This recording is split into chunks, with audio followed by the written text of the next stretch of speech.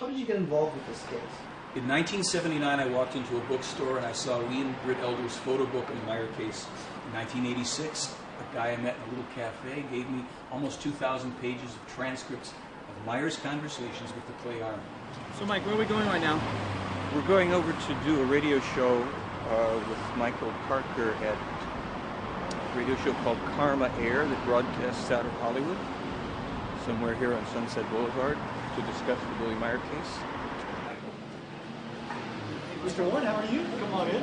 I'm looking forward to this show because I've been in the UFO thing for a long time. Truth Seekers, how's it going? It is Michael Parker, and this is another episode of Dark Matter here on Karma Air. Billy Meyer case is not one that I have fully investigated, so I'm going to be learning today, just as you guys, plenty of adamant believers and plenty of staunch critics. So it's a amazing story, and let's just cut straight to the chase. And Michael, welcome to the show.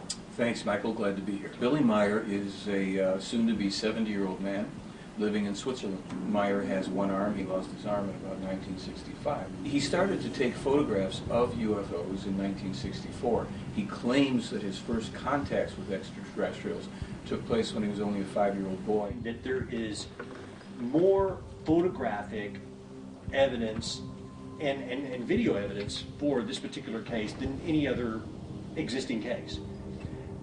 And it's almost so good that you're just like, holy cow. When he took a lot of this material, took these photos, there was no Photoshop, there were no home computers. If these had been hoaxes, his designs for these craft are quite interesting. These official contacts with extraterrestrials, taking hundreds and hundreds and hundreds of photographs and films and everything else that followed, the skeptics would like us to believe that this man, with no resources, working as a night watchman and on a partial disability pension, with one hand, is not only a master model maker, filmmaker, photographer, digital and special effects person, videographer, metallurgist, electronics genius, sound recording engineer, knowledgeable about topography and map making, geography, ancient history, mining, ores, agriculture, and 30 other disciplines that he's brought to bear in terms of the information of this case. They will credit him with that, but they won't say, hey, the guy's telling the truth, he's the one that's meeting with these people. In 1958, Meyer sent to the 25 European countries about 115, 120 specific predictions. The United States of America will be engaged in 2 wars with Iraq. The second war will be conducted under a president who is the son of a former president. The second war will lead to an unbelievable disaster. The end game is this, and this has been said even before we launched the war in Iraq pertaining to U.S. military policies. Unless the United States withdraws from all military bases and from all wars and stops sticking its nose in everybody else's business around the world, there will be a third world war which will eliminate 3/4 of the population of the planet. It will devastate the North American continent. We will be among the hardest hit. All of our major cities will be destroyed. We are in for a bad time. And I said, Billy, I remember reading in the prophecies that Russia is said, it's a high likelihood Russia will invade Iran as well as Turkey and then go into Scandinavia and this and that. This is all stuff allegedly published thousands of years ago before we even knew about it, Russia. And I said, but now America and Israel are talking about attacking Iran. And he said, well, I'll tell you this. If your country attacks Iran, there's an enormous likelihood that Russia and China, which are becoming closer all the time, will attack your country.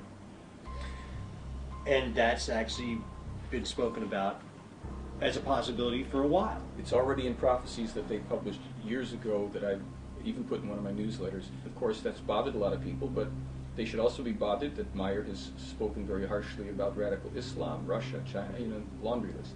He was also told in January 2005 that AIDS has mutated and taken some new forms that are fast-acting and produce from the HIV full-blown AIDS within a matter of weeks. Now, they've also said that there would be a cure for AIDS coming, that would be a vaccine that would either occur or be in development by 2006. I haven't heard an update on what that is, but with this problem with the new strains of AIDS, they've just said very clearly this is something that your scientists don't know as much as they think they know about most matters. The case is so full of prophetic, predictive information that wherever you can actually check and see, did it happen? Is this what's happening? Okay, it happened. Are the details the same? Yeah, the details are the same. Well, who published it first? In every case but one that I know of, Meyer published it first.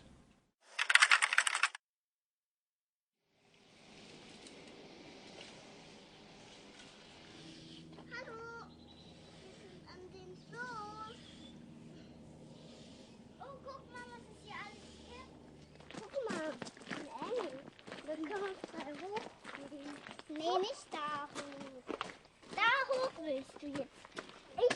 Dafür habe ich einen Stütz. Wir sind hier auf der Erde, unser Leben zu führen, das Bewusstsein. We are here on earth to lead our lives because our consciousness must be developed so that it gathers knowledge, gathers wisdom, builds up love, peace, freedom, and harmony.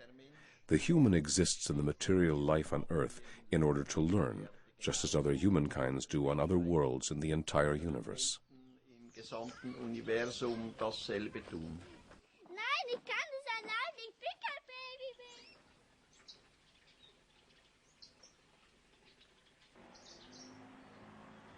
Mein Name ist Eduard Albert Meyer, genannt. My name is Edward Albert Meyer, but all around the world I am simply called Billy. I received the name in Tehran when I was on the road, and since then this name has remained with me. Meine Kindheit, die war I'd say, in and of itself, my childhood was very good and very pleasant for me. I learned very much on the one hand because of my parents, and on the other hand because of an extraterrestrial called Svath, whom I got to know in 1942. How old were you then? I was 5 years old. And this man, Svath, taught me very much of my school knowledge, besides many other things, just as Pastor Emanuel Zimmerman did. Then I confided in the pastor, and he told me I did not need to be afraid. He explained to me what telepathy is. Dem Pfarrherrn anvertraut und der hat gesagt, dass ich keine Angst haben muss. Der hat mir erklärt, was die Telepathie ist. Whenever I ran off, Svath helped me to hide somewhere, or he took me in his spaceship, and he flew somewhere with me where we could talk and where I could learn from him. Raumschiff genommen und ist mit mir irgendwo hingeflogen, wo wir uns unterhalten konnten und wo ich lernen konnte. Neurolinguistic programming. Neuro standing for how you take the world in through your five senses. Linguistic is how that is communicated internally to you. And then programming is how do we change those internal communications so that we can take the world in differently. NLP was started in 1975, basically modeling some therapists. And now, today, it's really used much more as far as in the business community. So the skills of neurolinguistic programming are pretty much pervasive in healthcare and education in a lot of different places. What I'm noticing here is that he is looking down to his right a lot. And when people look down to their right, very often they're accessing emotions. They're accessing aspects of what's going on from an emotional sense. He's also looking down a little bit to his left, which would be his analytical mind. So, but most of this is looking down to his emotional self. It looks like he's talking pretty slow at a nice pace, so that would be congruent with him speaking from his heart. His eyes, however, are blinking quite a bit, and that could be an indication, as far from a body language point of view, that he's actually not being congruent, that there's some nervousness there. However, if he is intelligent, that also may account for that and counter it. While the attacks on me and other people have been really relatively tame compared to what's been directed at Meyer, they've really only encouraged me to keep on going and get to the bottom of the story. So, Michael, where are we right now? We've just arrived at the Aquarius Hotel and Casino in lovely Laughlin, Nevada. We're the home of the International UFO Congress, where we're going to do our little presentation on Friday to present some of the new information on the Billy Meyer case. There's always new translations that are being made available on materials, some of which dates back 50 years or more. Meyer had an interesting childhood, to say the least. Some of it he considered to be very, very positive, but some of it was enormously difficult for him. He had since his earlier contact experiences with this man Svath, it developed in him a duality, if you will, of the private inner life, the private life of his communications, and then being very alienated from other children and other people because he couldn't express, he couldn't tell them anything about this. He had support from a parish priest, Father Zimmerman. Father Zimmerman became a confidant. He had actually been contacted, apparently telepathically, by the Plejaren to prepare him to be a source of help for young Meyer, who they told him would come to him. There was one situation where a woman had been abusive beating him. At some point, she hits him, slaps him, I think, with a wet towel that he then takes away from her and slaps her with this towel. This gets him incarcerated for a period of time in a youth prison. Then, after he's out of that situation, seems to attract repeated accusations of wrongdoing, things that he didn't do, but he doesn't defend himself. He doesn't put up any kind of a fight about it. Ends up again being incarcerated. He escapes from this facility, and in the process, I think he breaks a bone in his foot, injures himself. He goes and joins the French Foreign Legion. We're talking about somebody who's 15 or 16 years of age. I joined the French Foreign Legion because I simply wanted to leave everything behind me, the false accusations and so forth. I wanted to elude the court, and then when I was in the Legion, I came to the conclusion that that was not the correct way. He found himself with people who loved to kill and who were trained to become better and better killers. It was not something that was his calling. And he escaped. He did something quite unusual. He walked out across the desert, left the French Foreign Legion behind him. That's why I returned to Switzerland, and I gave myself up to the authorities, who locked me up in an institution for more than 2 years. He learns a variety of different skills. He's befriended by one or more people there who want to assist him and help him in his development, his life. He's a young person still. And many of these skills he would learn in prison, he would employ and use later in life in various ways. In each case, I financed the travels by working underway, as is customary and right, to honestly make my way through life. Now and then, Svath also took me to various government people who I met and with whom I could speak, and indeed, through a speech translator, the small translation device which had been fastened on my belt or breast pocket, and so each time I could have a conversation with the concerned person without problems. So konnte ich mich jeweils problemlos mit den betreffenden Menschen unterhalten. Svath war bei diesen Personen. Svath had previously been with each of these people who he had introduced to me. He had had conversations with them, and he was known by them as an extraterrestrial. There were various persons, for example, Gandhi in India, Farouk down in Egypt, and in Abyssinia, in today's Ethiopia, I met Selassie. So you're ready for the speech presentation? Pretty much. It's not something I rehearse exactly. I just lay out my bullet points and things will be on the screen and then tell the stories like, and he covered 142,000 miles on foot, hitchhiking, worked something like 360 different jobs, from dog catcher to snake handler, private detective. For a while, he was known as the Phantom. The Phantom? Yeah. He was employed by some Middle Eastern police departments to bring in serial killers and mass murderers. He had his Swiss leather jacket on with a Swiss cross and an Arab headdress. Well, maybe he could find Osama. Yeah, nobody else seems to be able to do it. It's funny you say that because Meyer actually met Saddam Hussein when he was an up-and-coming thug. Saddam Hussein habe ich auf einer meiner Reisen kennengelernt. I met Saddam Hussein during one of my travels down in Baghdad. At that time, he was about the same age as I was, about 22 years old, I think. I don't know any more precisely because it was a long time ago.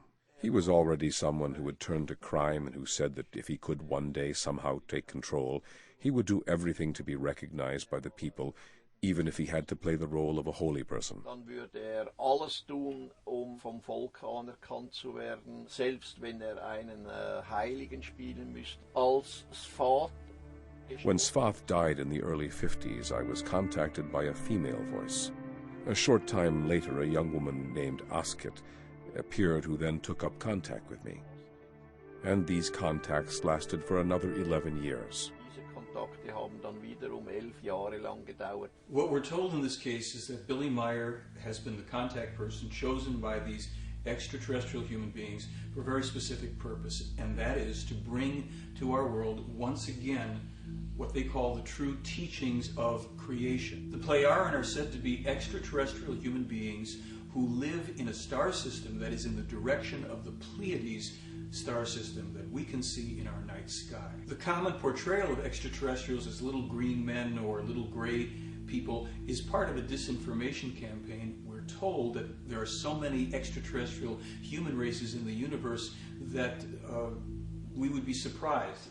Often when people feel vulnerable or small or powerless, and there are times in all of our lives that we do, it's very comforting to believe in something bigger and better than you, a power, for example, an extraterrestrial that knows more than you do, that can predict the future, that can take away the uncertainty. There are a lot of schizotypal people who do believe in UFOs and do believe that we've been contacted by extraterrestrials.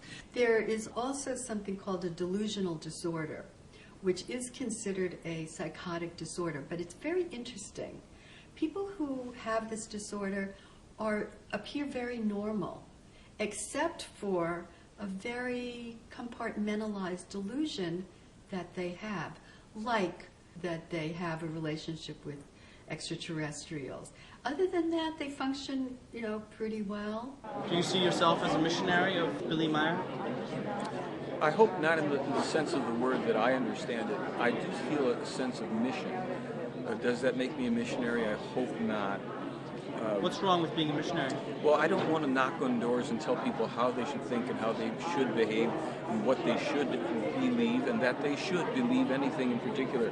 What I do want to do in my presentation, in my personal work, is to say, please look at this, please consider this, think about this. This is what's alleged. This is what we claim we can prove. This is what's still speculative. What does this mean? It's a non-bizarre delusion. So you ask the question, what's a bizarre delusion versus what's a non-bizarre delusion? A non-bizarre delusion could very well be that extraterrestrials have contacted somebody, but the person might be diagnosed with delusional disorder. Again, it doesn't mean it's not true. And this is where things get ambiguous. So, I, for one, can live with the ambiguity of it. I'd kind of like to think that, extraterrestrials have contacted us. I'd like to believe that, and I'd like to see the evidence. Together with Asket, I traveled around and was also able to make various trips into the past with her and also into the future, but I don't want to talk about the travels into the future. I not only told friends but also other people about the future, and some of them even misused that information and tried to make money from it and were sentenced and imprisoned.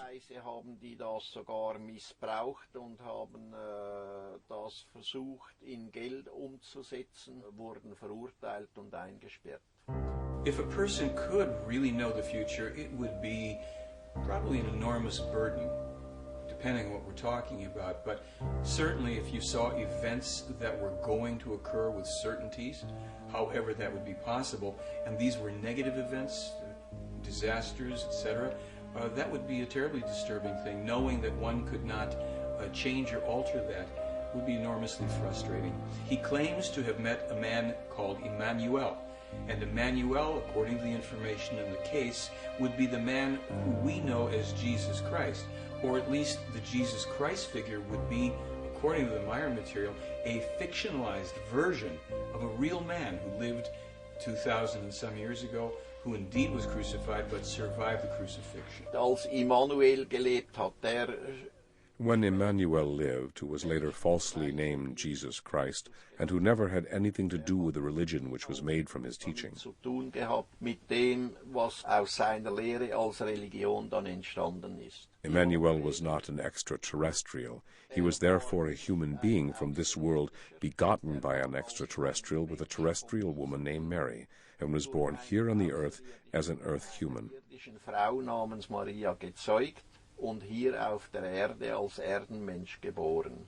Und warum hat Asket dich ihm vorgestellt? And why did Asket present you to him? I don't actually want to say anything about that. Nicht sagen. What is the Talmud of Emmanuel? The Talmud of Emmanuel is a document. It came about when Billy Meyer and Isa Rashid, who was a former Greek Orthodox priest, were led telepathically to an area outside of Jerusalem by the Pleiaren, and they found and dug their way into an abandoned ancient tomb. The stones on the floor, concealed for a while, for 2,000 years apparently, resin-encrusted, animal skin-wrapped scrolls, which they took out and removed from that location. When they opened up one, they found they were in Aramaic. So Isa Rashid took the scrolls, began a translation process. In something like 7 years, he sent Meyer about 1/3 of these scrolls, translated from the Aramaic, in which they originally were, into German. He let Meyer know that he was now virtually on the run with his family for their lives. He told Meyer that there were certain religious factions of a couple major religions that found out that he had these scrolls and that wanted to take possession of them themselves. The information would prove to be enormously heretical. After Isa Rashid had translated a chunk of them, he took them and his family into a refugee village in Lebanon, hid the scrolls in the walls. It's said that within about a week's time, the Israelis came in and destroyed the entire village. The scrolls were destroyed, along with many of the structures and people who lost their lives. Isa Rashid and his family escaped with their lives into Iraq. And 4 years later, Meyer found out that Isa Rashid and his entire family had been machine gunned to death, ostensibly by the Mossad in Baghdad. For instance, Emmanuel foretold the coming of another prophet. He named him as Muhammad. He claimed that while this man would be a true prophet, his teachings would also be corrupted, and a false and evil cult would be created from them that would give the Israeli people, the distant descendants, no peace until the end of time, unless, hopefully, both the Israelis and their enemies could make a conciliatory and honest peace with each other. The Talmud of Emmanuel contains prophecies about the fires that would darken the sky when greedy and power-hungry people would ignite the very oil of the earth. The Talmud of Emmanuel was discovered in 1963.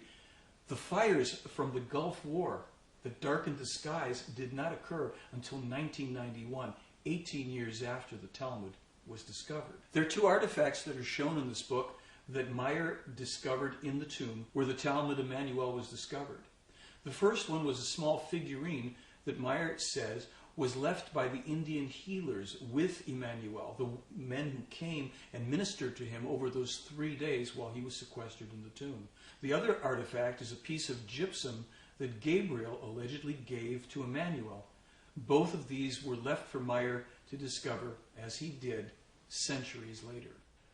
Als ich 1964 in Indien war, When I was in India in 1964, I lived in the Asoka ashram outside of Morali with a monk named Dharmawara, from whom I also learned a great deal. It was then that the opportunity arose for the first time for me to photograph spaceships, that is to say, beamships. Große Möglichkeit gegeben war, dass ich Raumschiffe respektive Strahlschiffe fotografieren konnte. And that is my grandfather when he was in his late 80s, and myself a year and a half before I left to come to United States to pursue my university studies.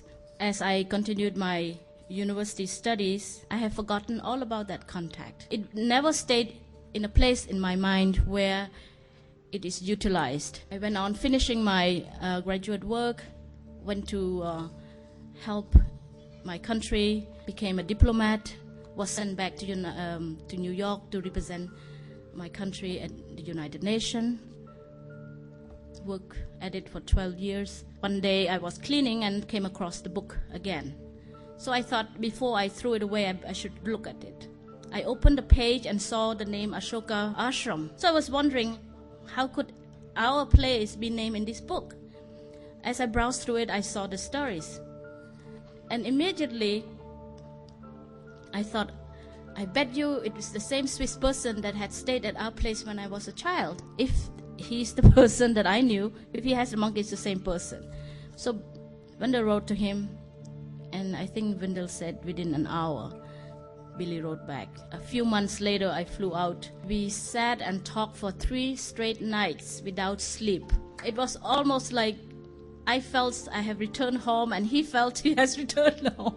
So it was just sharing of some part of him that he has not been able to share so much with a lot of people before. She seems like her body language is congruent. So it's in other words, when she's speaking, her hands move with whatever is going on. She's saying, I remember this. Typically, if I was lying, I wouldn't throw something like that in because I'm trying to get through it as quick as possible. So she goes into little snippets of the story. I would say that the way she's presenting it, either she's rehearsed it really well or she's telling what she believes in. So this ship would appear, usually would be around the same time as I have the visitation, or sometime this was taken by Billy Meyer. It's 1965. It's a very hot day in Turkey. Meyer gets on a bus, sits next to the window, sticks his arm out. Als uns entgegen ein anderer Autobus kam. When another bus whose driver was drunk drove towards us and rammed us, I was hurled out the window and my left arm was smashed and crushed to such a degree that it had to be amputated. Den hat es derart zertrümmert und zerquetscht, dass wegoperiert werden musste. For the next month, he wanders around hallucinating. The police recognize him. They knew him as the Phantom. Instead of shooting him on the spot, they took care of him until he was well enough to proceed on his way. Wobei ich jedoch nach dem Unfall, das muss gesagt sein. Whereby it must be said that after the accident I first went down to Kuwait delirious. What I had done simply wasn't appropriate. I don't want to be persuaded into talking about it. Ich werde Dinge lernen dadurch in Bezug auf. Asket told me that through this I will learn things with regard to self-control, dealing with my own thoughts and feelings, my psychology and so forth. And it turned out that actually she had been right. Eigene Psychologie und so weiter und so fort. Und das hat sich dann tatsächlich auch so ergeben. Meine Frau, die habe ich dann in Griechenland nach I met my wife in Greece after my accident in Iskenderun. Geholfen hat uns die Polizei Korinthos, damit wir überhaupt. The Corinth police helped us get the wedding papers, and then we were officially arrested, only to be told at the police station, well, you are now married and there is nothing we can hold against you. Und dann auf dem Polizeiposten erklärt wurde, ja, ihr seid ja jetzt verheiratet, jetzt können wir nichts mehr tun. Mein Entschluss. My decision to marry this girl had to do with an explanation by Asket in the 50s and earlier by Svath that I would meet this girl one day and marry her. And it really turned out that quite bad things resulted in that my marriage wasn't happy and so on and so forth. Dass meine Ehe nicht glücklich verlaufen würde und so weiter und so fort. Und das hat sich dann auch tatsächlich zugetragen. Die Begründung. Asket's and Svath's explanation was, were I to marry Calliope, I would settle down and would begin my mission and would perform this mission no matter what. Beginnen und diese Mission auf Biegen und Brechen durchführen.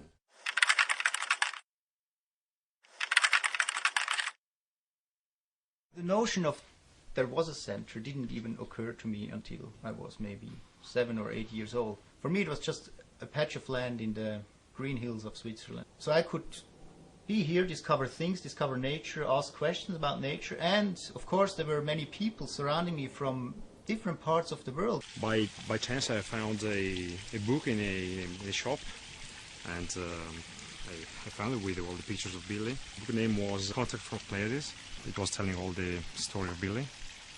And I was very highly impressed, and then I tried to come here to see where Figo was and get as many information as possible. Mein Name ist Bernadette Brandt. Ich komme eigentlich aus Hinterschmidt-Rüti. My name is Bernadette Brand. I actually come from Hinterschmidt-Rüti because I've lived here for 30 years. Franz had told me amazing things about Billy, but basically I didn't want to meet him. Then I came into a situation where I had to confront him and was unbelievably surprised that he accepted me exactly as I was. Ich komme also aus Norden Deutschlands, 1974. I come from the north of Germany. In 1974, my first husband died of cancer, and then I was on a search for the truth, searching for an answer to what is death. In addition, there was the big question, what is the meaning of life? Lebensfrage nach dem Sinn des Lebens. 77, denke ich, habe ich mal über ihn gelesen in zwei Zeitschriften. Hab's dann aber 1977, I think I read about him twice in 2 journals, but did not continue to pay attention to it. I thought such a contact in Switzerland does not appear realistic to me, but for a long time I was interested in extraterrestrial life, reincarnation, and related things. I pondered about the meaning of life, and then, well, I had once been a member in an American association and read in the newsletter about a Swiss farmer and about a photo book about his contacts with extraterrestrials.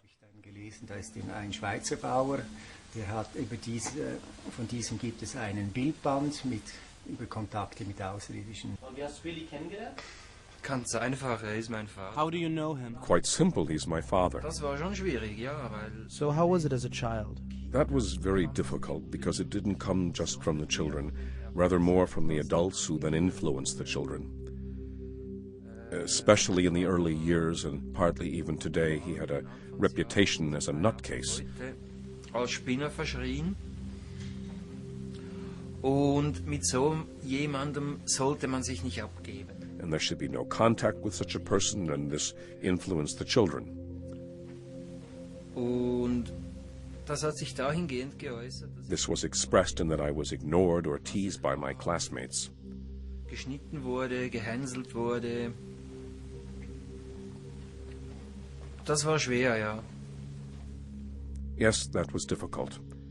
I was successful in repressing the memory of this, and I don't mean just in a transferred sense, but really. Im Sinne, sondern tatsächlich.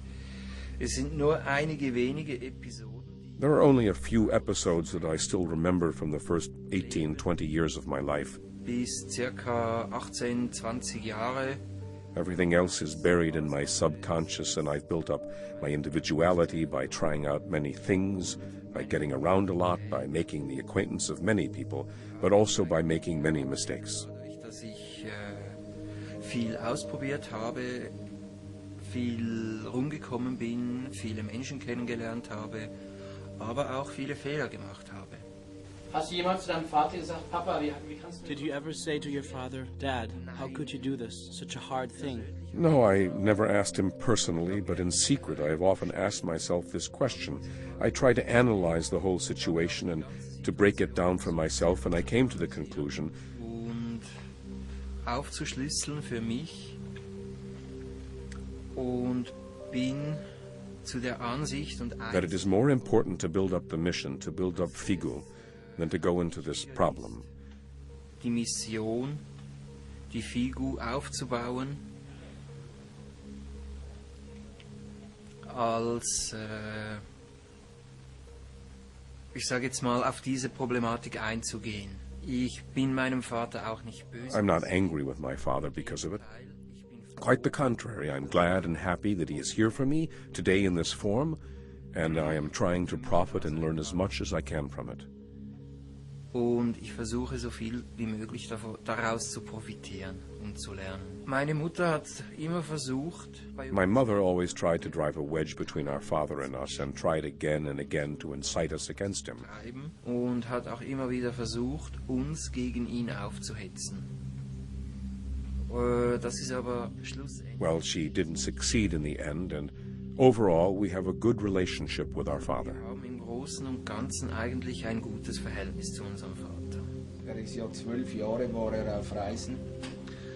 He was on the road for 12 years, and naturally quite a bit comes together from real life. That fascinated me.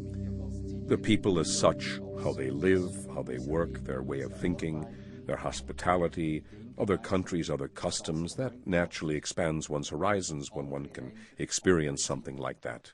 Und da ist natürlich auch eine Horizonterweiterung, diesbezüglich, wenn man sowas erfahren darf. Und dann And one day the question arose, Jacobus, what do you make of extraterrestrials? Außerirdischen. Wo die Straße in den Wald reingeht, da ist Langholz gelegt. Where the road enters the forest, there was a pile of long logs, and very good photographs were taken there. Wo gehen wir jetzt gerade hin, Billy? Hier runter in Where are we going, Billy? Down to Lower Satellik, where we were able to take photographs of Semjase's beamship. konnten mit dem Strahlschiff von Semjase.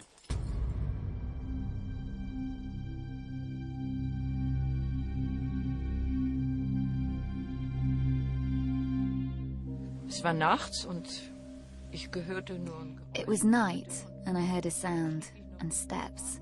At that time, I slept in the house trailer when I was over here over the weekends. I went outside because I heard the name Edward, saw a large, white-haired figure in the half-darkness. Actually, it was more the silhouette I could recognize, and I simultaneously perceived I have to retreat, stand still, and go back to the house trailer. It was a wonderful feeling.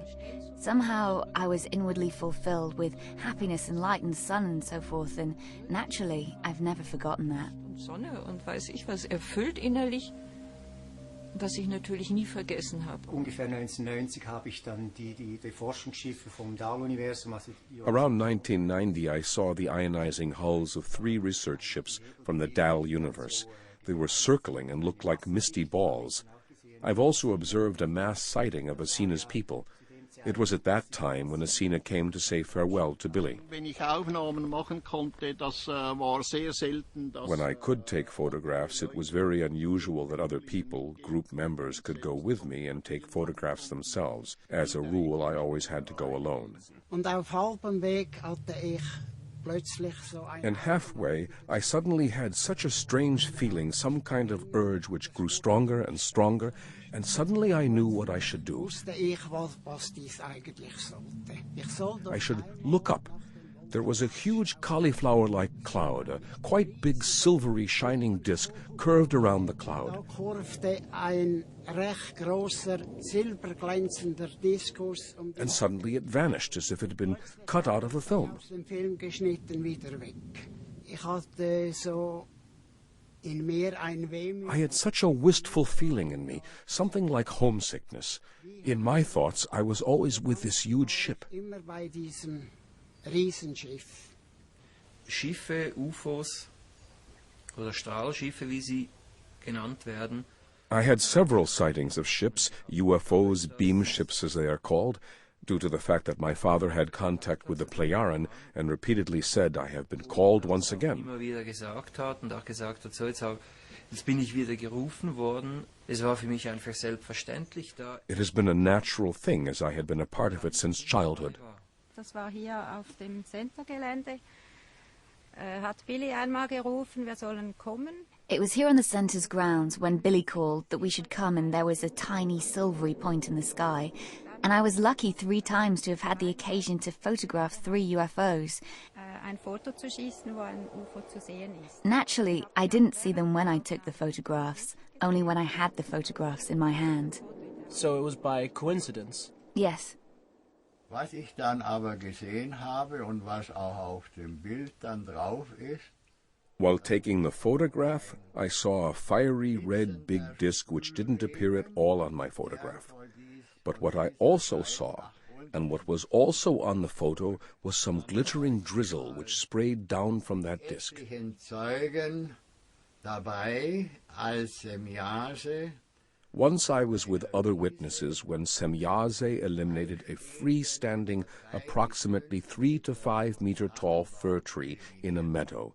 It suddenly disappeared. weg vom Fenster. Der Apfel ist heute noch in dem The apple, which is still preserved today in this glass jar, has been here now for around 30 years.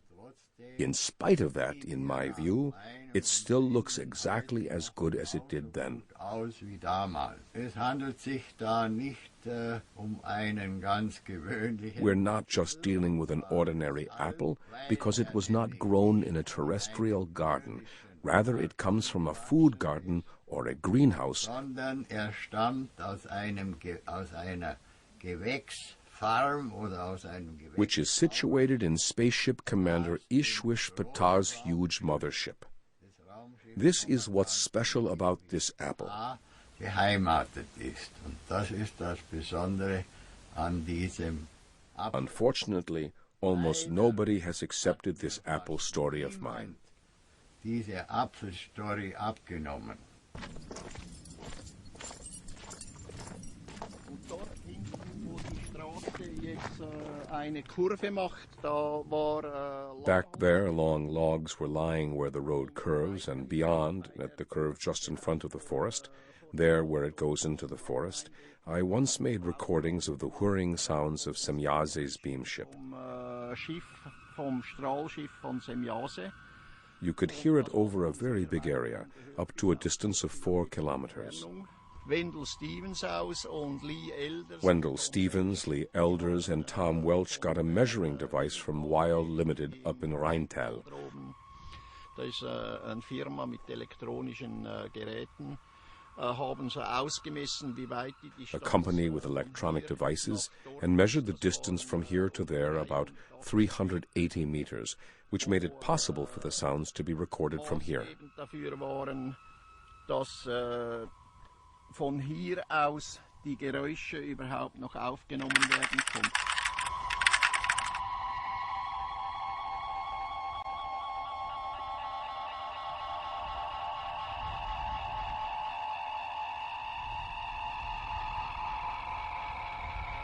What's happening is the 10 different frequencies are converging on one central frequency, which is, I find, very interesting. This is probably one of the most interesting things about the tape is that there are...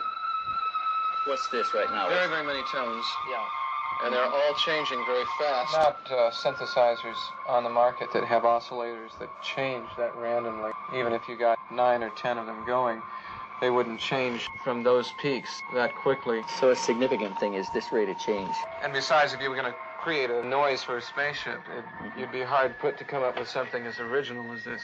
I would see it once a week or sometimes twice a week, ship over the Ashoka Ashram, but from an angle behind the Ashoka Ashram there's a little hill, and we used to call it the Dog Hill. This was taken on May 24, 1964.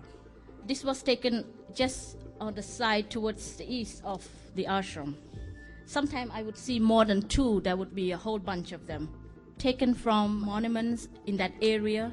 It's called the Qutub Minar. This is an old Indian historical monument. Very interesting and also important to me. A whole bunch of them. But this is one of my ayah washing my clothes, sitting on the veranda outside my room. When I had my experience, I have seen a lot of ships over the trees, near the well, on the doghouse. Sometimes it was very low. I could see a huge half of this room size of the ship. So when I had experiences with Ascot, it was also not something very unusual or strange for me. It was almost a return to some familiar state. Sometimes there would be a few villagers walking around and they would look up and see this. In the ashram itself, sometimes our servant would come and said, I saw something very strange. Have you seen? I would say yes, and that was the end of it. This is right on top of the ashram in the evening. Sometimes there would be people looking up with me, looking up, and some of them would see the ship very clearly like myself, but some would look at us and said, I don't see it. This is one of the phenomena where hundreds of people saw this. Even was written in the Indian newspaper in the 60s. Actually, one reporter was dispatched from the newspaper, I think the New Statesman or something. He came, talked to the villagers, talked to people who work at our place, and even talked to Billy and was shown the photos.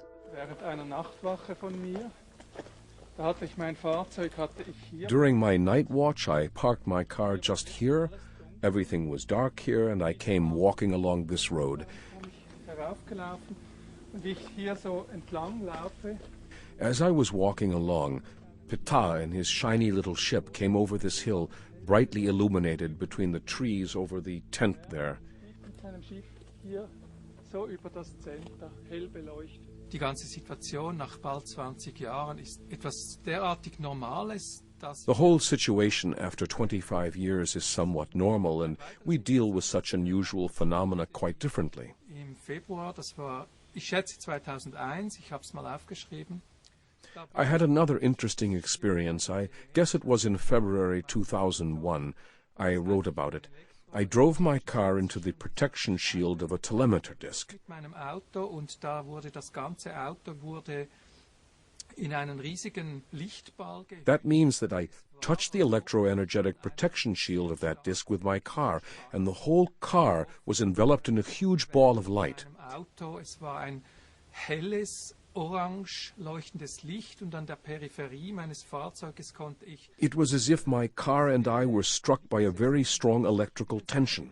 Ladung entlädt rund mein Fahrzeug. Mitte der 80er Jahre war ich in Italien in den Ferien. In the mid-80s, I was on vacation in Italy, and one night about 11, I had an impulse and I looked, and there were two lights, quite parallel, very fast, and then they, whoosh, parted, and then I knew. Yeah, that was it. Ja, das war's jetzt.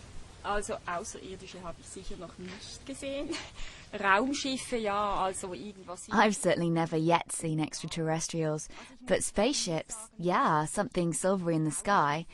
Well, I have to say that I have simply never been interested in spaceships. Spaceships are, for me, like cars. I'm not interested in cars either. They are a means of transportation. But what has always been clear to me, and what I never quite realized, was that it was clear to me that, logically, there are extraterrestrials. We here on Earth certainly are not the only ones in this huge universe. So, Mike, what's this photograph that we see here? This is a photograph that Billy Meier took in 1975 of a landed UFO, the only one of this type that he was able to take. It was from this photograph that the special effects expert Wally Gentleman, who had been a director of special effects in 2001, designed and had made 2 UFO models at the MGM Special Effects Studio. In these photographs, we see Billy Meier with those models. You mean 2001, the Kubrick film? Yes.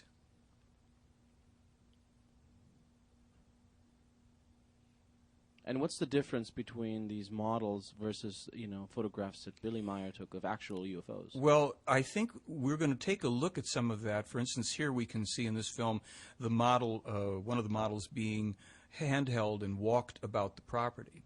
There were very specific technical differences that were observed, but in this film, we see an object that some people might say is a model. It's hovering above what appears to be a tree and in front of a house. Is this one of his films? Or? This is one of Billy Meier's films, his earliest film from 1975. Some people would think by a string, but as you see this move off to the side, you notice the UFO hung for a moment at an angle, which is something that's impossible to effect with an object on a string. But it looks like so shaky and like being pulled up and down. Yes. And is this the usual way they fly? No, this was a demonstration flight, and some of what was accomplished here was the characteristic and to be expected movements would come from an object, a pendulum-like object, an object on a string. And then we see these other smooth and flowing movements as the UFO is moving about the tree.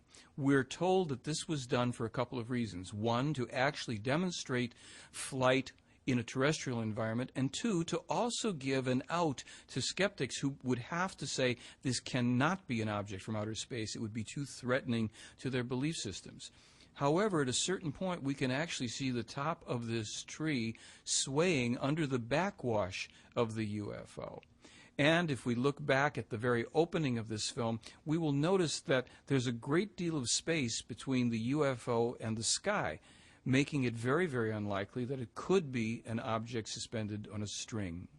And why is this film so blurry and looks like an old film? I mean, well, it is an old film, shot in 1975 on a snowy and rainy day, according to Meier, and shot from a distance. So what we're seeing here is a rather poor quality film, to be sure. And we're just having to make the best of it ourselves in our understanding. Is this tree still there today? The tree is no longer there, as is the case in a couple of the other films and photographs that Meier took. And what do we see here? Here is a much clearer film segment that Meyer took with a UFO hovering above a road, and we can see a car moving slowly to the left in the bottom. Oh, yeah, of that this white frame. dot there, yeah. The white dot. We're going to see another one in a moment. We also notice that there is a tree branch with some leaves to the left. Meyer was encouraged oftentimes to have objects in the foreground for perspective and calculating the distance. Here the craft is moved suddenly to the left, and it's exhibiting a characteristic floating motion that we're told is really the craft riding on the magnetic field of the Earth. In this film, we can see an object, a toy made in the 1990s, invented by physicists, called a levitron, that exhibits this type of movement as this object in these repeated frames floats above the base. We dissolve here into Meyer's UFO as it too is exhibiting that type of hovering, pulsing movement on the magnetic field of the Earth as he was told. Now watch as the object will suddenly dart away in one frame, disappearing from view. How is that possible? Meyer was told that they have technologies that allow them to move out of phase, out of dimension, within a part of a second. They can not only move out of dimension that quickly, they can also pop back into dimension. When the films were examined at Nippon TV, they discovered that indeed there had been no cutting and that the object not only disappears in one frame, but pops back in one frame just as suddenly as you see here. So where does it go while it's gone? Well, that's a good question. As we observe it here disappear one more time, we can wonder just exactly where it goes. I don't have an answer for it. That's Billy Meyer in the lower middle of the film. He's walked into the film. He'd set up his camera on a tripod as we again see one of the UFOs hovering in the distance. And again, notice that it has this movement, the slight pulsing up and down movement as it rides on the magnetic field of the Earth. And this film? This film, Meyer has the UFO as it comes in closer. He also zooms in on it a bit, and we will see two very dramatic effects of a light flashing there from the top. There, yeah. You see it? And then from the rim of the ship. Why is it flashing like that? That was not explained. As a matter of fact, when Meyer mentioned it to them, to the extraterrestrials, they were surprised at that effect, and they wanted to see the film too. We see it again go on there. Now, as you watch this film, in a moment you're going to be able to observe more clearly that the craft is actually above the Earth. There's a bit of a hill or mountain just below the time codes there. So clearly this was photographed outside. This was filmed outside. And this is one of the films that the owners of Uncharted Territory, the Academy Award-winning special effects house, they viewed this film and determined that it was not a hoax.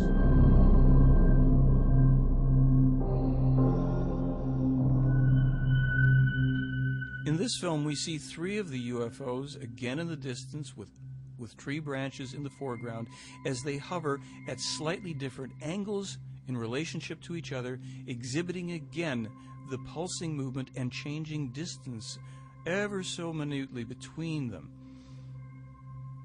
Uncharted Territory said that if they could duplicate Meyer's films, they would have to go to CGI to do it because these clearly are not models. And what is this right here? This is the beginning of a series of photographs that Meyer took of what's called a light or energy ship, allegedly piloted by beings from the Andromeda Galaxy who are partially physical and partially non-physical. Very high-level, high-energy beings. They did not communicate directly with Meyer, and he could not communicate with them. Interestingly enough, Lee and Britt Elders, two of the original investigators on the case, claimed that they also saw a phenomenon in the night skies like this in Switzerland while they were investigating the case. Photoshop expert David Biedny claimed that Meyer had simply used a light fixture photographed against a black background to hoax these photographs, in particular one that he claimed was a double exposure. When another special effects movie expert who'd been in the business for 50 years viewed the same photograph that we're about to see in just a moment, he said that it was not a double exposure at all, but a triple exposure that must have been taken accidentally in camera. When Mr. Biedny was challenged to duplicate this photo to prove his point, he declined to even try. Is it this photograph right here? This is the one. Now, in the next one, this one, which is clearly not a double exposure, Mr. Biedny wouldn't even comment on it. This poses a problem for the skeptics because it clearly was not done outside the camera. And what is this thing? That looks so interesting. Well, that's our wedding cake UFO. This was the only other landed UFO that Meyer was able to take photographs of. And interestingly enough, in very much the same location as the energy ship when it was photographed in the previous photographs, right above the center. We see here a more clear view of the base of the ship taken from this angle, and as we get closer to it, even a little more clarity. These photos of the wedding cake UFO were called hoaxes by many people who thought that it was merely a garbage can lid with various appliances and accessories somehow put onto it. However, when the original investigators were able to calculate the measurement, it turned out to be some 10 feet in diameter. When they took these photos to a metallurgist to ask if he could reproduce it in 1980 or 81, he said it would cost about $25,000 to make this object. Here, an even larger wedding cake UFO is photographed over a van on Meyer's property, and Meyer photographs it as well from underneath. These are very controversial photographs of the wedding cake UFO glowing a golden color at night. Here you can see various artifacts, trees, and perhaps light poles in the background. In this next photograph, Meyer has a close-up of it, even larger, closer to the camera. And here, a telemeter disc moves off to the side, and the photograph of the tree and the car caused problems for skeptics who claim that this is really just a model tree and a model car. Here we can see the most dramatic of those photos as Meyer photographs focusing on the distant large UFO, which is behind the car and not in front of it. Here the object is now clearer, hovering, and we can see the base of the UFO at night as it glows golden color with various protuberances underneath. In this next photograph, the center or the core, the top core of the UFO, the sleeve has been extended. If you take your time to do some measurements on it, you'll see that it's actually a different configuration. When was this video taken? This was taken in 1981, outside. Meyer has the camera set up. This is his first video camera, and the UFO here is about 200 to 300 feet in the distance as best we can calculate. Meyer snaps some of the photographs here. He'll then leave the frame. He'll go out of frame again for a while before coming back in. Some skeptics had claimed that this was really false perspective, that it was a small model tree set up close to the camera. For anybody that's been to Switzerland, rural parts as well, and especially near where Meyer lives, many solitary trees appear on these hillsides, and they look all too good to be true unless you're familiar with the fact that there's a very vibrant life force. The trees are clear, solitary in many occasions. Here, this solitary tree has the UFO hovering virtually motionlessly in front of it. How is that possible? In the other films, it was moving. Here, it's like standing still. Well, it seems that the UFOs can be controlled consciously by the Plejaren. People have to think that through for themselves and see if they accept that idea. This is a photograph, a formerly top-secret photograph, of one of the Nazi UFOs, the German UFOs that were developed during the early part of the Second World War, supposedly with the help of extraterrestrials who, upon further determining the nefarious intentions of the Nazis, input into the designs elements that caused these craft to not be able to function as the Germans had hoped they would. Nonetheless, it's said that during the Second World War there was an intense bombing run by the Allies. 800 bombers were sent up. Only 2 of these craft were sent up and were able to destroy 200 of the Allied bombers, according to Lieutenant Colonel Wendell Stevens. How did the Nazis supposedly get these UFOs? Supposedly they were helped by an extraterrestrial race that thought that the Germans at the time would develop and utilize these craft to bring about a more peaceful world here.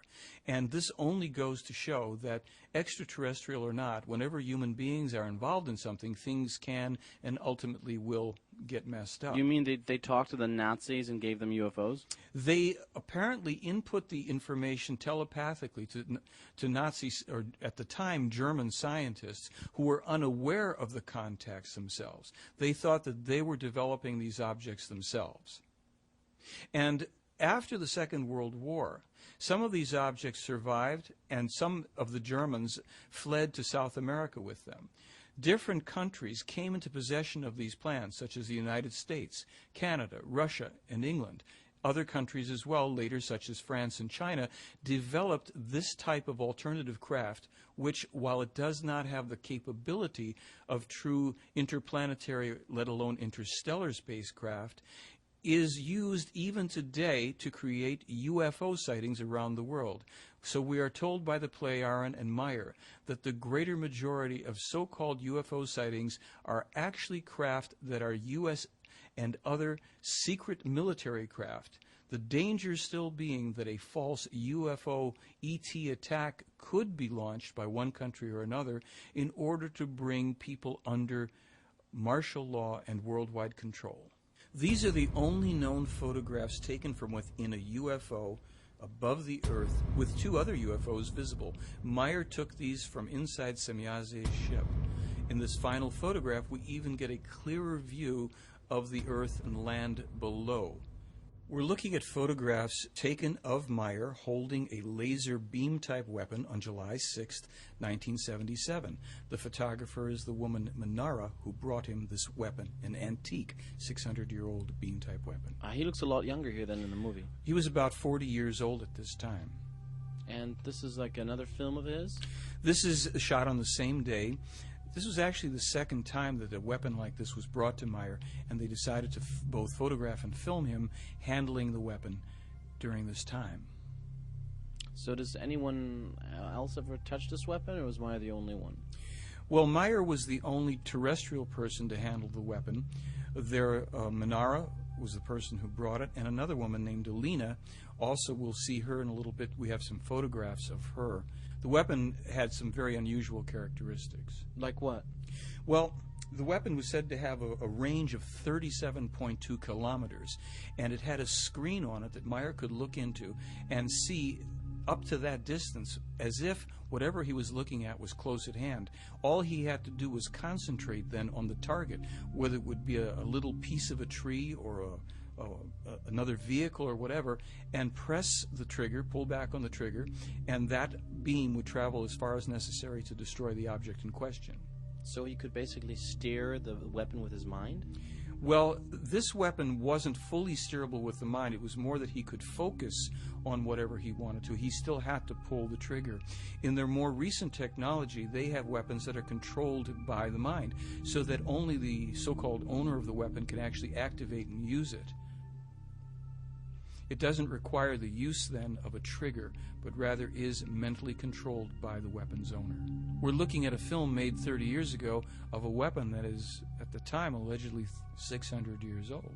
Who is this holding the weapon? Well, this is Alina. She's another extraterrestrial who comes from a very, very distant system in space, and she is holding the weapon here. We see not only the weapon, but this gold suit. What we should tell you is that when Wendell Stevens and the investigative team first saw these photographs and films, they thought, number one, that the weapon had to be a toy, which they discovered it wasn't by searching out every toy supplier in Switzerland as well as toy stores and coming up with nothing.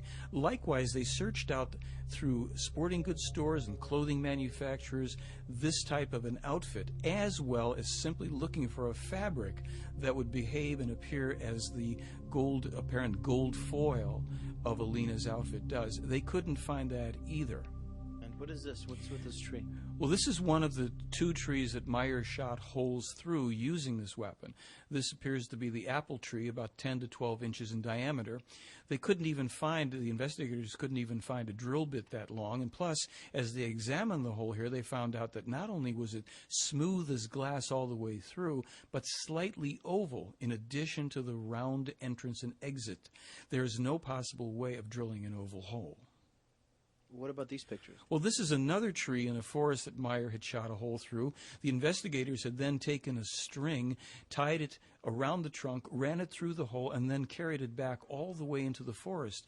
They found it in a straight line from the entrance point of this hole. Everything was singed or burned perfectly all the way through as far as they could walk it in the forest.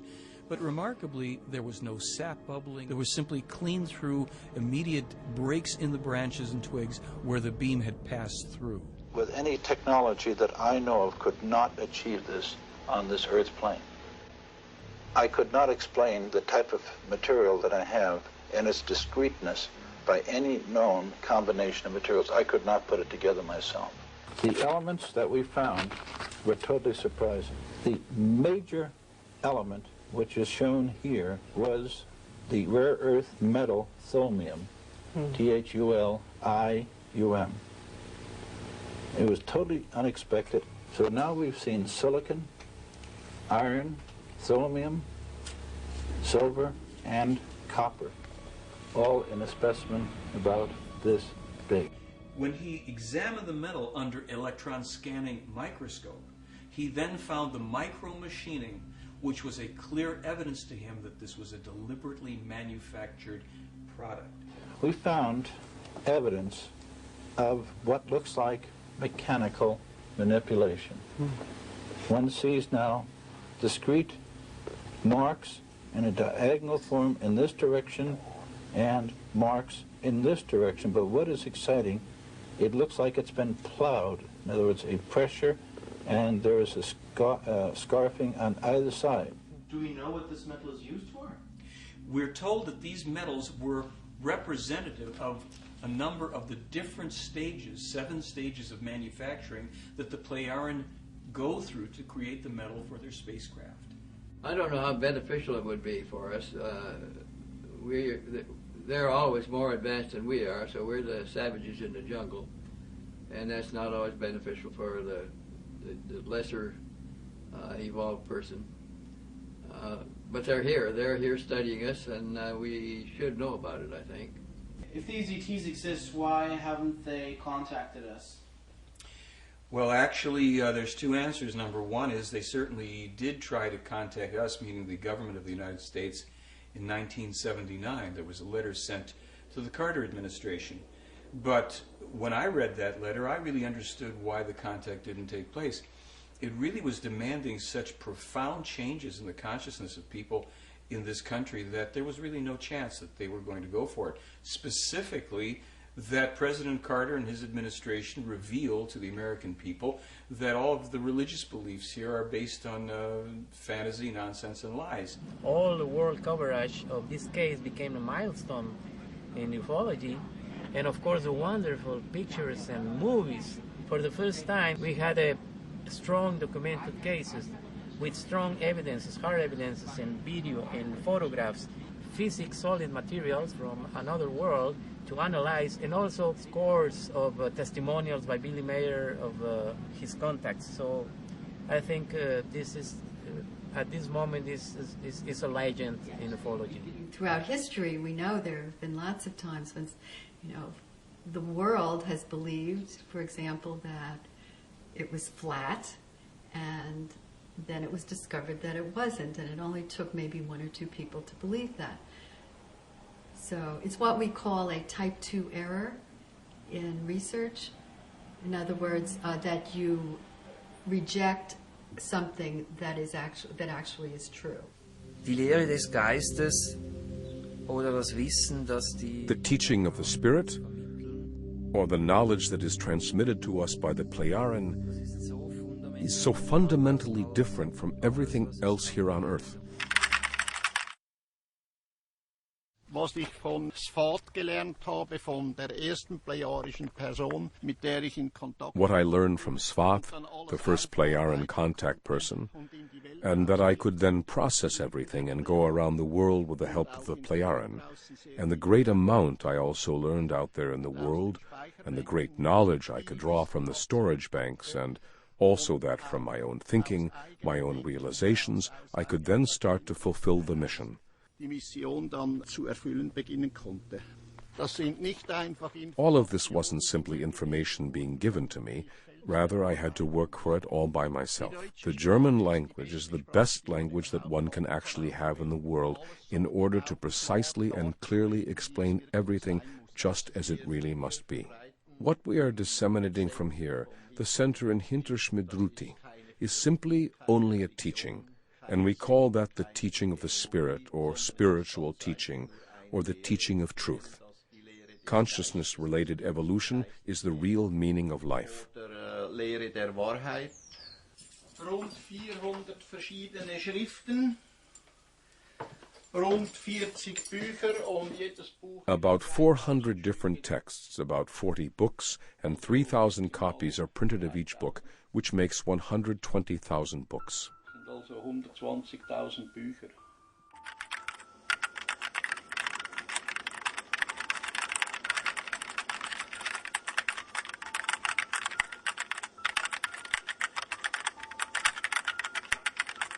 Das Universum, das ist schon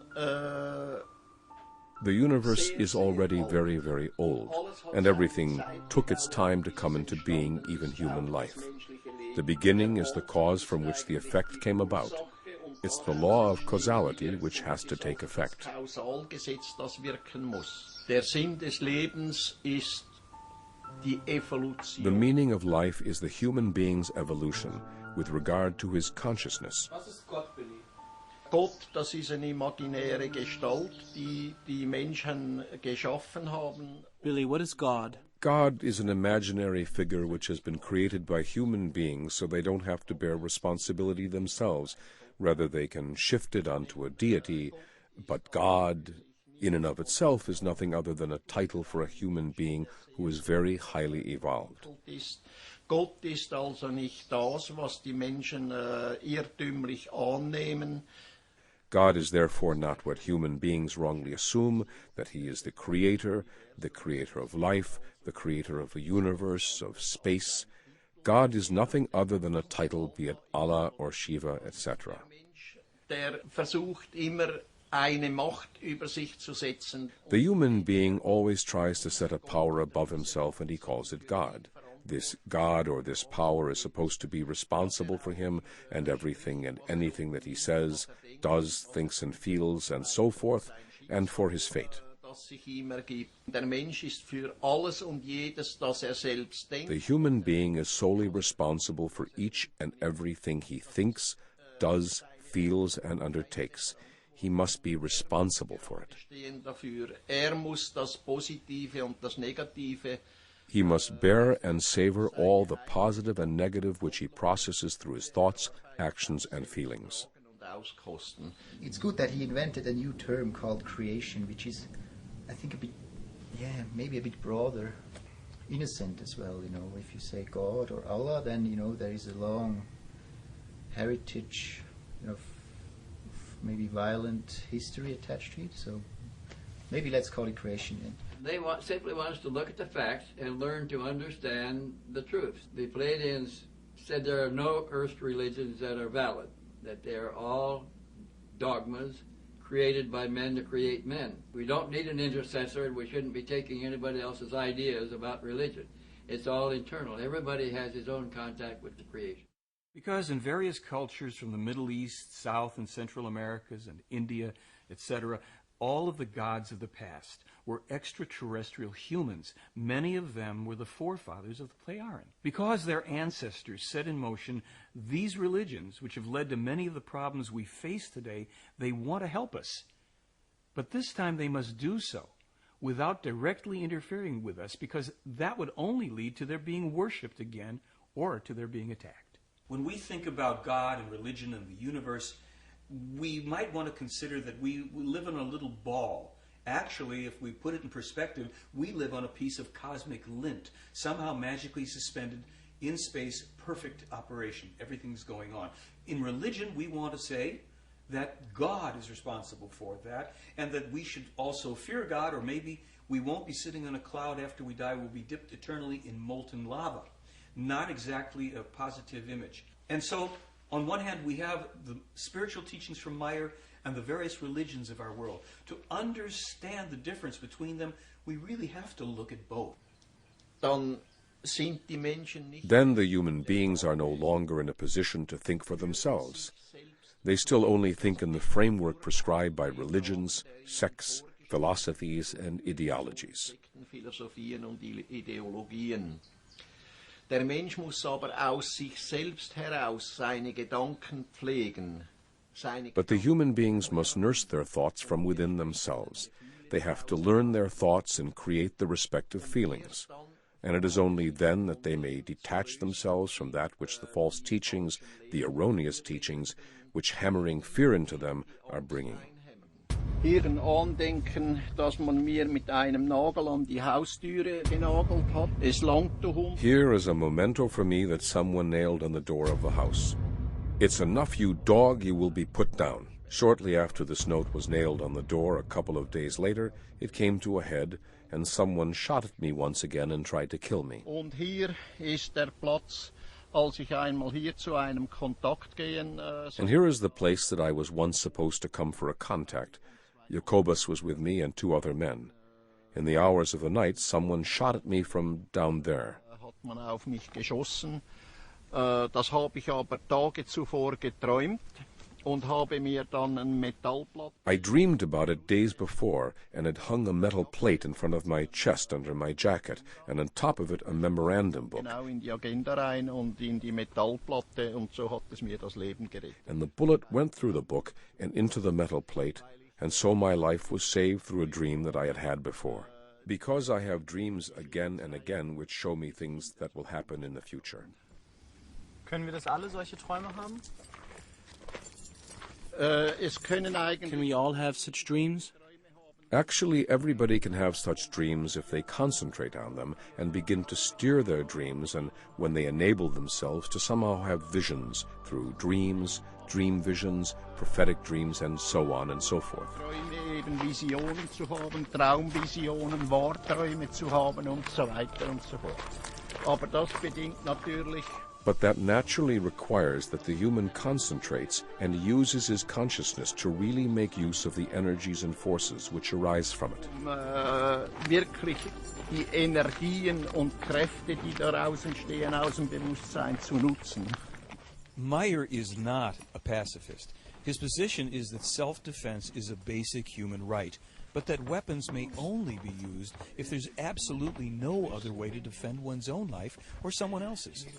Even then, killing someone in self-defense should be the absolute last resort, so going to war or attacking other persons who do not directly threaten oneself or others is not self-defense, but a punishable crime.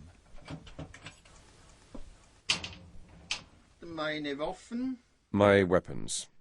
This is my son's army pistol. In Switzerland, the Swiss soldiers have their weapons at home. Die Schweizer Soldaten haben ihre Waffen zu Hause. Kleinkalibergewehre. Small caliber rifles, 2 submachine guns, 2 Kalashnikovs, and here is my revolver, 22 millimeter. And this is my second army weapon, 9 millimeter, 44 Magnum, Bulldog revolver. Why do you have all these weapons? I actually carried these weapons earlier during night watches and for the job I had, for security, transporting money, and so forth.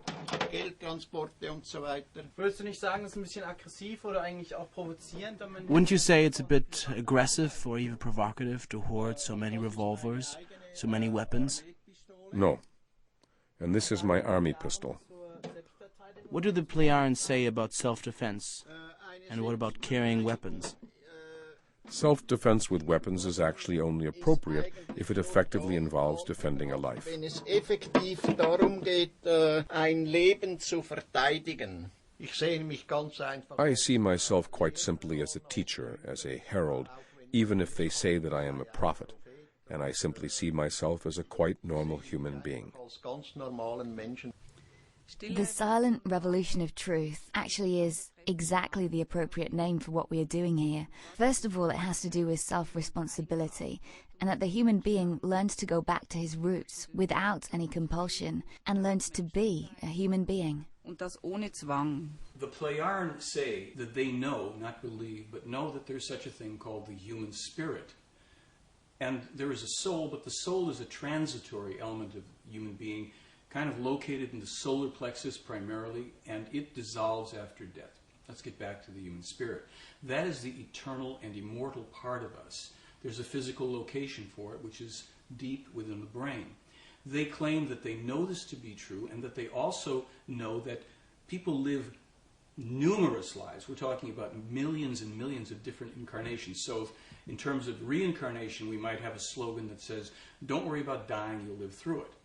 In living through it, it means that you actually are born again into a different personality. They know, therefore, scientifically, that the human spirit comes into the fetus at the 3rd week, the 21st day.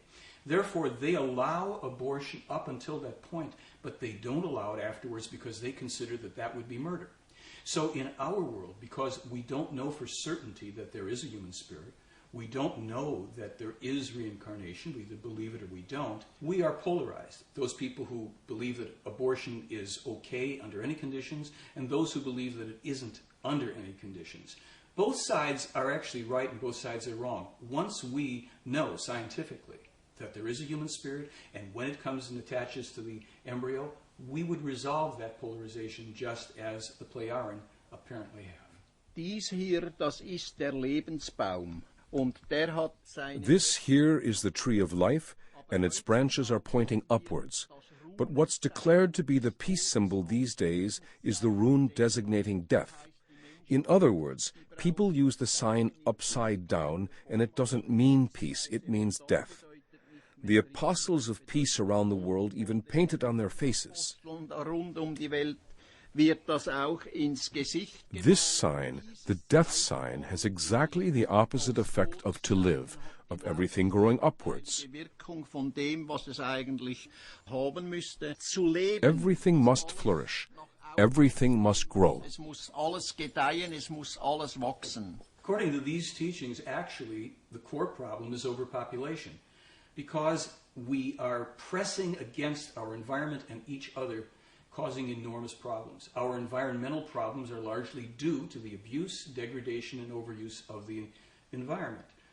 Meyer has been writing about this since 1951. Global warming, which is a natural occurrence to a certain degree, is now 3 to 1, 75% human-caused, largely due to overpopulation. It also produces another problem, which is illegal immigration. When people in a country have not attained economic and educational standards, productivity, at a certain level that they crave, they will migrate into another country where that accomplishment is present, and they want to take advantage of that system. It doesn't mean they're bad people. It's an impersonal thing. It simply means that they are not prepared to solve their own problems. They will therefore start to degrade the very system that they come in and take advantage of. They don't help their home country, so they actually betray their responsibility to bringing themselves and their countrymen, their land, up to the level that they would aspire to have. Illegal immigration sets up strife, famine, wars, civil unrest. So when the Plejaren said, years and years ago, decades ago, that the United States will suffer 2 civil wars, one following the other, I laughed at it until I start to look now at the problems that we are recognizing in our own country due to illegal immigration. What's the solution to overpopulation, Michael? According to the information in this case, a cessation of births. Very simply, there is a staggered means of introducing births into a society once it has attained a reasonable level population. Was würdest du sagen zwischen Mann und Frau? Wie funktioniert sowas wirklich? What would you say about the relationship between a man and a woman? How does it really work? An interpersonal relationship between a man and a woman must naturally be defined according to what the personal circumstances are with the two people. An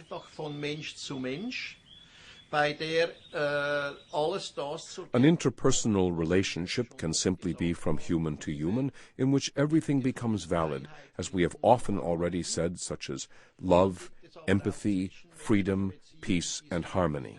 Then there are also interpersonal relationships which reach very much further, and indeed to the extent that a friendship comes about whereby all these values become very much deeper.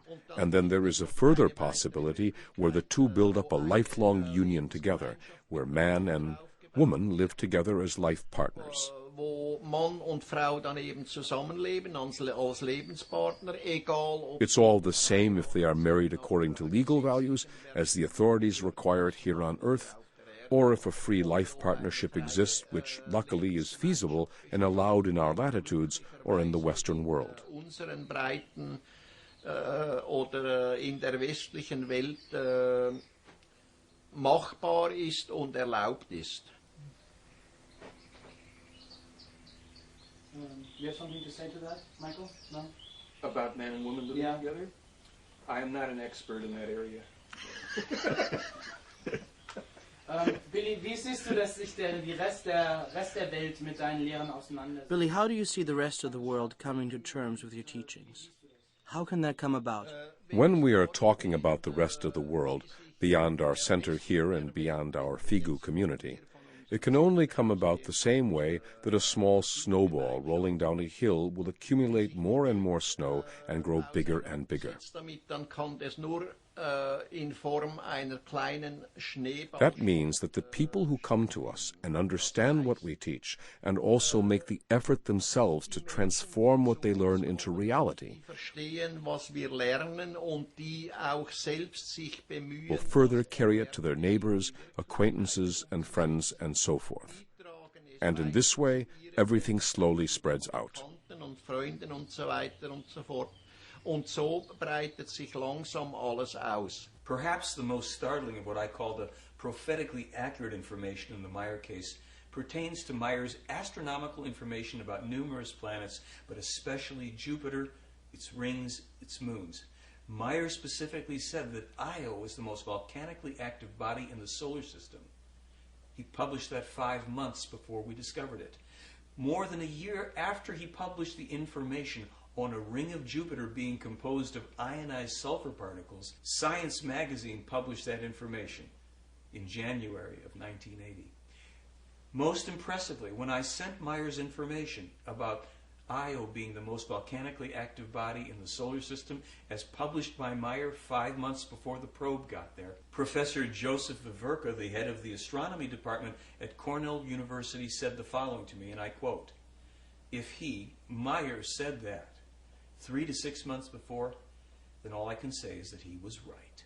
In 1958, he publishes a letter in which he foretells 2 U.S. wars with Iraq. The second one he claims will lead to an unbelievable disaster. He names AIDS as a coming epidemic. He names crystal meth as a coming drug epidemic. He specifically foretells computers, credit cards, the dates of various events such as moon landings and rocket launches, years and decades before these things occurred. So what do people do about it? The problem is that we, the people of Earth, do not learn from prophecies and predictions. We do not seem to have the common sense, let alone the wisdom, to take the warning about things that are going to occur. You see, prophecies and predictions really are the manifestation of the law of cause and effect. That means that that which you send out will come back. What about the future, Michael? We're being told that we are leaving an age of beliefs, and we're entering an age of knowledge. It's a difficult transition, this movement into the future. It's going to be uncomfortable because we've relied so much on belief and not enough on knowledge. If you get on an airplane, you're going to fly somewhere, do you want to know that the pilot believes he can fly the plane or that he knows how to fly it? We've been given a weather report. Prophecies and predictions. The difference between the two, prophecies are the likely outcomes of events that are in motion. The effects of causes. If we don't rectify them, we get this negative outcome called a third world war. Predictions are things that the Plarian claim are set in stone, and they usually relate to more cosmic events, a planetary body, a meteor coming through, a volcanic eruption or an earthquake that has nothing to do with human activity. In terms of the things that we're most concerned about, a third world war, or terrorism, let's take the Third World War, it's not written in stone. It's just that it's a high probability unless we as human beings go right back to this core principle and take responsibility for our thoughts. Do we want to keep seeing the world in this way? Do we want to empower people who are going to lead us in these dead-end directions that only lead to destruction? Here's an unfortunate truth. Our country, the United States, in the past 60-some years, has launched over 200 unprovoked attacks against other people. The law of cause and effect tells us that sooner or later that pendulum comes back, and it comes back as a wrecking ball. The war against terrorism will not be won militarily. Not through aggression against people who had nothing to do with it, not through recruiting more terrorists by bombing innocent people. The way they recommend, and they say it's an age-old solution, that all countries on earth must contribute equally to a true peace combat force. This is a force of armed soldiers under true international law that are sent in to put down terrorism, insurrections, wars, and criminality and aggression. We could put down this type of terrorism in a very short order. Do we have the will and do we have the wisdom to do that? True leadership from here on only comes from the bottom up. It's not going to come to us from the top down. We are in a time of false leadership. If we recognize a person of integrity who stands for truth and is willing to buck the tide of all the pressures, political, religious, and everything else, yes, we should support that person. As it said, it will be later on in time the true mothers of the millennium who will bring peace and harmony. The women will come into their true feminine power, not the imitation of male power.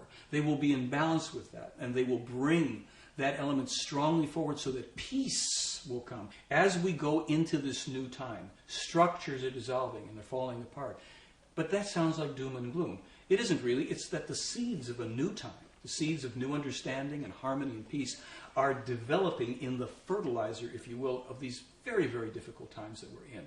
Wenn ich darüber nachdenke, was sich ergeben hat. When I ponder the negative and positive which have occurred in my life, I have to say that I realize it is necessary that the human being experiences both, the bad as well as the good. Dass es notwendig ist, dass der Mensch beiderlei Dinge erlebt, die schlechten sowohl wie die guten.